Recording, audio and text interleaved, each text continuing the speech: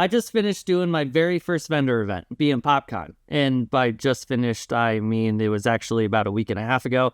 And I'm just now recording this because all last week my son was super sick, had hand, foot, and mouth, and it was a total nightmare. But I'm here now. I want to talk about my experience of doing my very first vendor event. And stay tuned because we're going to be talking about my profit margins, everything that I learned over the weekend, and whether or not I plan on doing it again in the future. All right, let's get to it. Welcome to the bright side.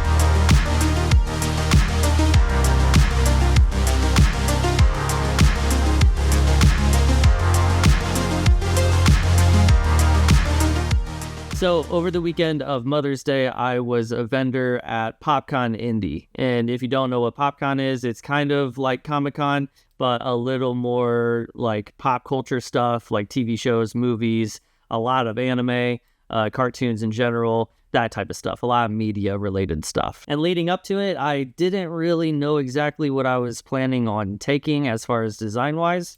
I knew I did not want to just come out of the box with completely new designs specifically for this event. Really, I wanted to showcase and include my current designs that I have going on my website right now. And this Burn the Ships being one of them. But the other ones that I took are the Blues Brothers shirt, the Shoot Raw photography shirt, and my Ghostbusters shirt that I've done. And I knew right off the bat that taking just these 4 designs that are more focused toward streetwear style as opposed to anime and that realm of things would kind of put me in a little bit of hindrance, mainly because for events like PopCon and Comic-Con, most of the people going know exactly what they're going for and what type of items that they can expect in the artist alley. So I was kind of both hoping that I would be setting myself apart a little bit and sticking out a little more because I was bringing streetwear and not your typical PopCon items, but at the same time, I was also expecting not a lot of interest and not a lot of business because of that. So needless to say, I was trying to keep my expectations pretty low for my very first event,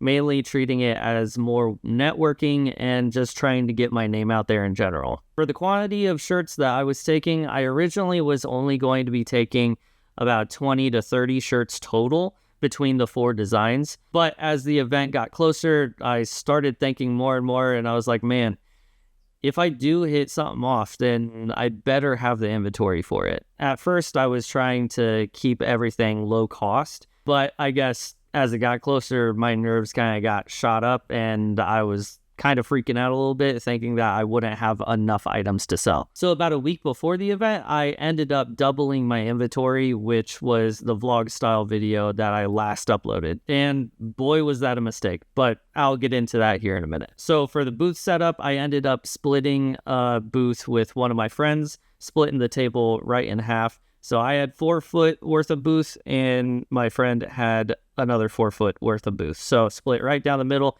She had her stuff on one side, I had my shirts on the other. I really enjoyed doing that because it meant that for both of us, we would only have to pay for half of one booth essentially. So for the 3 days, Friday, Saturday, and Sunday, our booth fees ended up being about $150 a person instead of the full $300. That also helped us be more efficient with packing everything and setup and teardown processes.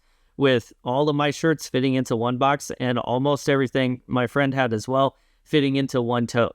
So teardown and setup on both end cap days were super easy for us to do. Plus, sharing a booth with someone kind of makes it a little more fun because you end up having a booth buddy to where you can pass the time more easily, and we ended up playing a couple of card games throughout the weekend. So let's start at the very beginning, Thursday, which was the day that all of us vendors had to go to the convention center and set up all within the same window. That ended up being a little stressful for me just because it was my first time and I didn't know exactly what to expect. But luckily I was carpooling with my friends and all of our stuff fit into one car. So because we were sharing a booth, we didn't have all that much stuff. So all of us just took one car downtown and waited in line for about an hour, which really wasn't all that terrible, especially when you realize that there were well over 500 vendors at this event. So Thursday kind of went off without a hitch. We just waited in line for the gates to open. They were pretty strict with how long we stayed parked in the section, but because we didn't have a ton of stuff, it didn't take us long at all to set up and get out of there. So really, Thursday only took about 2 hours of our day, just waiting in line, setting up, and then going back home, waiting for the next day. For Friday, that was the most anxious I've been in quite a while. I didn't know what to expect as a new vendor. I didn't know if our neighbors were going to be very friendly. I didn't know what the people coming and shopping were going to be like. I didn't really know what to expect as a whole, and I didn't know if Friday would be busy or super slow because most people are at work all day Friday anyway. And sure enough, we were completely dead the entire day. I didn't sell a single shirt, and my nerves were shot, and I thought I was going to be a complete failure right after the first day. Luckily, my friends were kind of helping me through it, being like, oh, it's just the first day. Usually it's always this slow. It's going to be totally fine. Tomorrow's the busiest day. So I went home, of course, super defeated, didn't make a sale, didn't really see much of anyone all day on Friday. And at that point, I was already in it. All I could do now was waiting for Saturday to come. Saturday morning comes, I wake up, I'm getting myself pumped up for the day, getting hyped up, talking myself up, getting a little bit of courage back. And we go to the event, and it turns out my friends were pretty much right. There were a ton of people all day long, not really any slow times. I did get a lot of looks at my booth. Some people stopped and talked for a while about my designs. A lot of people took business cards, which really that is kind of the ticket there. Get people to take your business cards. And not everyone is going to look your stuff up, but a good chunk of people still could possibly do that. And that just opens up a whole new gate for people to check out like the YouTube channel or my social media or my website. And on the website is where I sell my stuff. So those different avenues that people can take with a business card is kind of what I was hoping with that scenario, is again, just getting my name out there and getting the exposure that I was working for. I did sell a handful of shirts too on Saturday, so that definitely picked my spirits up pretty good compared to Friday. Friday, I left pretty defeated, and leaving on Saturday, I felt like I was at a completely different event. I got so much more attention, made a handful of sales, gave out my business cards to a ton of people, and made a lot of connections that day. Sunday was a pretty interesting last day. Because it was Mother's Day, a lot of people were there with their families, which is great. That was the crowd that I was trying to gear toward, especially the parents that get dragged there by their kids who are into anime, but maybe the parents aren't so much. Maybe they love like Blues Brothers or Ghostbusters, or into more streetwear style clothes and design. For sales, Sunday was definitely better than Saturday, but crowd-wise, it was kind of between Friday and Saturday as far as the crowd amount. There weren't a ton of people there, but the ones that did go brought their entire families, it seems. Like I said, on Sunday, I ended up selling more than I did on Saturday, which was fantastic news. But something interesting happened. A lady came up to the booth and she immediately noticed my Blues Brothers shirt. And she told me that her husband absolutely loves the Blues Brothers. Even though he wasn't there, she wanted to still get the shirt for him as a gift. I think it was his birthday or something. Anyway, I ended up not having his exact size in stock. So I took a chance, gave my business card to the lady and said, hey, on my website, I have this exact shirt, but I have all these other sizes available online only. And she took the card, said she'll check it out later, and I didn't see her the rest of the day. 3 hours went by, and I got a notification on my phone that that person left the event, went home, got online to my website, and still purchased the shirt for her husband. I know that because she told me that she was in the Indianapolis area, and she told me what size her husband wanted, so I put two and two together. That's got to be the same person. But that interaction and end goal that actually happened made me completely ecstatic. It almost made the rest of the weekend obsolete to me. If I was able to engage with someone, hand them my business card, they go out of their way after getting home to still go onto my website and buy the thing that they wanted at the event. In my mind, I completely won the entire weekend, and I was super pumped that that happened. Like I said, I learned a ton from that weekend in general. mainly being that I didn't really nail my demographic that I was shooting for. I don't know if it was because Mother's Day weekend and everyone was just spending time with their families in general, but there really wasn't as many parents or just older millennials or Gen Xers that I was expecting. It was a lot of Gen Z, and I definitely wasn't expecting that one. But that's okay. I never would have known that if I never would have tried being a vendor at PopCon. Now I know, and the next time I'll definitely tweak my designs to fit more properly with the event style. I also learned that every single day of PopCon or events in general are completely different from each other. You can generally expect Fridays to be a little slower because for the most part, people are just working and don't have time to come to the event. But Saturdays and Sundays, you can also expect that to be a little busier. But between the 3 days separately, you really don't know what to expect with crowd size or what demographic exactly is going to show up. I learned this because one of our booth neighbors had been in the vendor space for a good while, and she brought a lot of anime stuff, but she also brought a few Legend of Zelda items. She wasn't expecting to really sell that much of Legend of Zelda IP specifically, and on Sunday after talking to her, she ended up selling out most of her Zelda merch. She told me that that's never happened, and she was actually, before the event, thinking whether or not to bring Zelda stuff at all or just discontinue it on her shop as a whole. But last minute, she decided to bring that Zelda stuff, and sure enough, she sold out of it. So for a vendor veteran to be completely blindsided with that aspect of bringing a certain type of thing and it sells surprisingly well, almost better than most of the stuff that you bring. If she's surprised by that, then you can, I guess, pretty much throw anything at the wall and something's bound to stick, right? I ended up actually purchasing a couple of Zelda items from her because Zelda just happens to be one of my favorite video games of all time, and I just love that franchise. So to me, it wasn't a surprise that she sold out, but to her, it definitely was. When it comes to profits at vendor events like this, I found that every vendor's goal is just making booth. And by making booth, they mean make enough money to where it cancels out the cost of renting the booth for the amount of time that the event is going on. So for PopCon, for the 3 days, your booth cost is about $300.